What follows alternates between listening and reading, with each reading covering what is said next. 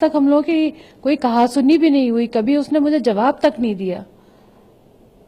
कभी मैंने उसे दूसरा बेटा माना ही नहीं।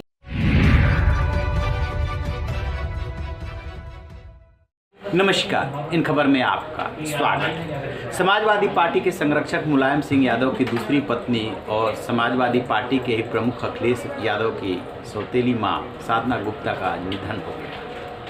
सबकी नज़रें इस बात पे थी कि अखिलेश यादव की क्या प्रतिक्रिया आती है। उन्होंने समाजवादी पार्टी ने जो ट्वीट किया है उसी को रीट्वीट कर दिया है। समाजवादी पार्टी ने अपने ट्वीट में लिखा है कि पार्टी के संरक्षक मुलायम सिंह यादव की पत्नी साधना गुप्ता का निधन हो गया है। अत्यंत दुखद भावपूर्ण श्रद्धांजलि, अखिलेश ने उसी को ट्वीट कर दिया। अपर्णा यादव ने लिखा कि पूज्य सासू माँ का निधन हो गया है, उन्हें श्रद्धांजलि।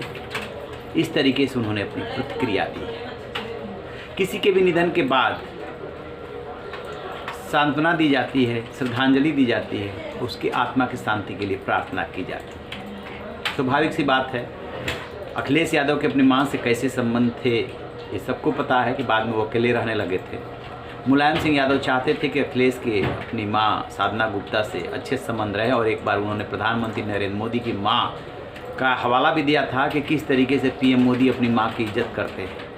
इसी में सब कुछ छुपा हुआ है कि मुलायम सिंह यादव साधना के प्रति अखिलेश का कैसा व्यवहार चाहते थे। ये तो रही एक बात, लेकिन साधना गुप्ता क्या चाहती थी? उनके एक बेटे प्रतीक यादव, जिनकी शादी अपर्णा यादव से हुई है, जो अपर्णा यादव अब बीजेपी में है, और दूसरे बेटे अखिलेश यादव जो कि मुलायम सिंह यादव की पहली पत्नी से, मालती देवी उनका नाम। तो साधना गुप्ता ने एजेंसी को दिए इंटरव्यू में कहा था कि दोनों बच्चे जो हैं हमारी दोनों आंखें हैं, और अखिलेश को भी वो उतना ही मानती थी, ऐसा उन्होंने कहा था। जरा सुनिए उन्होंने तब क्या कहा था। तक हम लोगों की कोई कहा सुनी भी नहीं हुई। कभी उसने मुझे जवाब तक नहीं दिया। कभी मैंने उसे दूसरा बेटा माना ही नहीं। तक हम लोगों की कोई कहा सुनी भी नहीं हुई। कभी उसने मुझे जवाब तक नहीं दिया। कभी मैंने उसे दूसरा बेटा माना ही नहीं। लग रहा है मिसगाइड हुआ है कहीं से। वो अंदर से तो है, लेकिन ऊपर से किसने भड़का दिया पता। ये तो साधना गुप्ता ऐसा सोचती थी।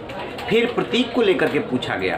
प्रतीक गाड़ियों के शौकीन हैं, प्रॉपर्टी का काम करते हैं, जिम का काम करते हैं, जिम चलाते हैं और जिम में खुद जाते भी हैं, लेकिन उनका राजनीति की तरफ उतना झुकाव हुआ नहीं। उनकी जगह पे अपर्णा यादव का राजनीति के प्रति झुकाव रहा और उन्होंने लखनऊ कैंट से चुनाव भी लड़ा, लेकिन वो चुनाव हार गई। बाद में अखिलेश से उनकी दूरियां बढ़ती चली गई और नतीजतन इस जो विधानसभा चुनाव मार्च 2022 में हुआ है, उससे पहले उन्होंने बीजेपी का दामन थाम लिया था। तब वो मीडिया में सुर्खियां बनी थी। लेकिन साधना गुप्ता ये जरूर चाहती थी कि उनका बेटा प्रतीक यादव राजनीति में आए। तो जब एजेंसी ने उनसे सवाल पूछा था तो सुनिए उन्होंने क्या दिया था जवाब। तो जैसा कि आपने सुना, राज्यसभा जाने संबंधी सवाल पूछा जाता है। वो कहते हैं मैं खुद नहीं जाना चाहती, लेकिन मैं ये चाहती हूँ कि बेटा प्रतीक यादव जाए। लेकिन प्रतीक यादव का इंटरेस्ट कभी जो है राजनीति में उतनी रही नहीं।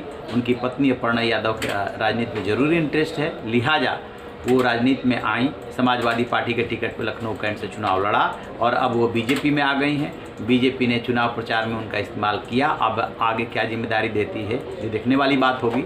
लेकिन उस समय जब वो बीजेपी में शामिल हुई थी तब ये इस बात की काफ़ी चर्चा थी कि अखिलेश यादव क्या कहते हैं, मुलायम सिंह यादव क्या कहते हैं।